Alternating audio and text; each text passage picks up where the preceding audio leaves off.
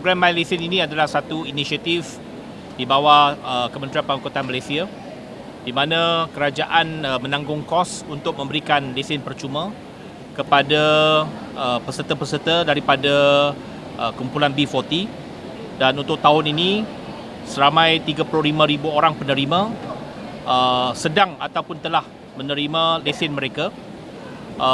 Sebab di setiap negeri kita memang peruntukan kepada setiap JPJ untuk mengadakan latihan ini dan pastikan supaya program ini berjalan dengan lancar.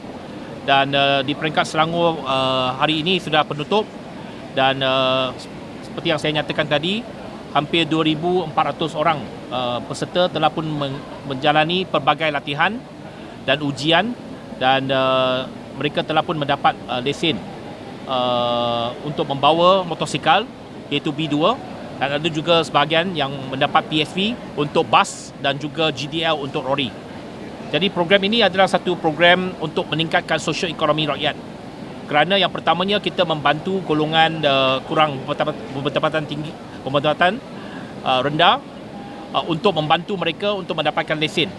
Kerana memang kita ketahui ramai di kalangan anak-anak muda yang telah mencecah usia 16 tahun, mereka menggunakan motosikal ke sekolah. Jadi untuk golongan B40 ini, kita membantu mereka untuk mendapatkan lesen. Kerana kita dapati bahawa ramai di kalangan anak-anak muda ini membawa motosikal tanpa lesen. Mungkin disebabkan pelbagai faktor, antaranya mungkin keluarga mereka kurang mampu dan sebagainya. Jadi program ini adalah untuk membantu melesenkan mereka. Dan juga pada masa yang sama, kita juga membantu untuk golongan B40 mendapat lesen PSV dan GDL. GDL ini khususnya memakan belanja yang agak besar.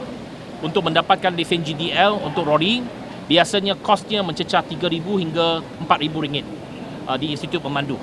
Jadi dengan adanya program ini, kerajaan menanggung kos tersebut dan mereka mendapat lesen GDL. Dan apabila dapatnya lesen GDL, mereka boleh mendapat pekerjaan di syarikat-syarikat logistik dan pengangkutan yang memberikan gaji yang agak berpatutan kepada mereka. Kalau dengan adanya GDL, sudah tentu sebagai pemandu lori yang memang tak cukup di pasaran, mereka boleh mendapat pendapatan yang agak berpatutan.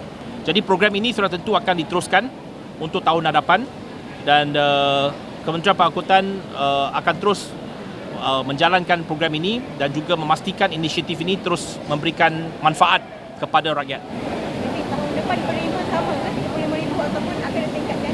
Ya, kita sedang usahakan lah. Memang peruntukan ada diberikan untuk program ini.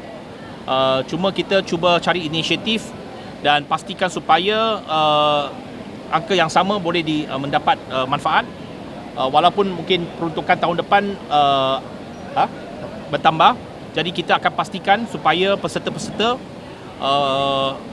angka yang sama kalau boleh, dan sekiranya kita ada lebihan dalam peruntukan tujuan-tujuan yang lain, ada peruntukan tambahan, kita boleh tambah untuk program ini. Jadi dia fleksibel sebab kita ada peruntukan khusus untuk program ini. Tetapi untuk program-program lain, sekiranya ada lebihan peruntukan, kita boleh salurkan kepada program ini. Sebab program ini memang permintaannya sangat tinggi. Seperti yang saya katakan tadi, lebih 100,000 permohonan kita terima untuk tahun 2024. Tetapi peruntukan kita hanya ada untuk 35,000 orang. Dan sudah tentu apabila ada permohonan, kita perlu tapis sama ada mereka memenuhi syarat dan sebagainya. Jadi kebanyakan yang ditolak itu yang tak memenuhi syarat yang ditetapkan.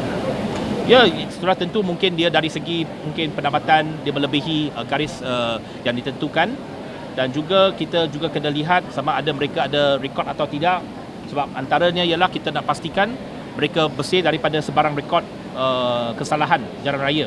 Jadi itu antara syarat-syarat lah. Terutamanya untuk program PSB, program GDL, mereka mesti bebas daripada sebarang kesalahan. Ya? Dah hampir 90% lah. Seperti yang saya katakan tadi, kita peruntukan untuk tahun ini 35,000. Setakat ini dah hampir 30,000 telah selesai. Jadi dalam baki 2 bulan ini kita cuba selesaikan semua. Adik 35,000 penerima, berapa persen dia? Ya? Golongan beli daripada 35,000 penerima. penerima belia berapa? Lebih daripada separuh.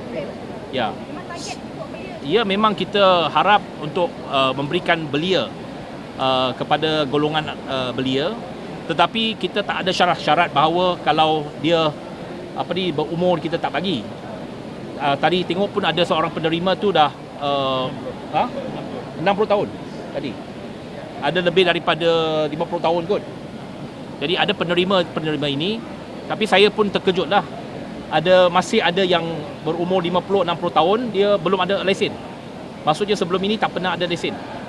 Terutamanya B2 ini mungkin sebab ramai juga dia biasanya ada lesen lesen kereta.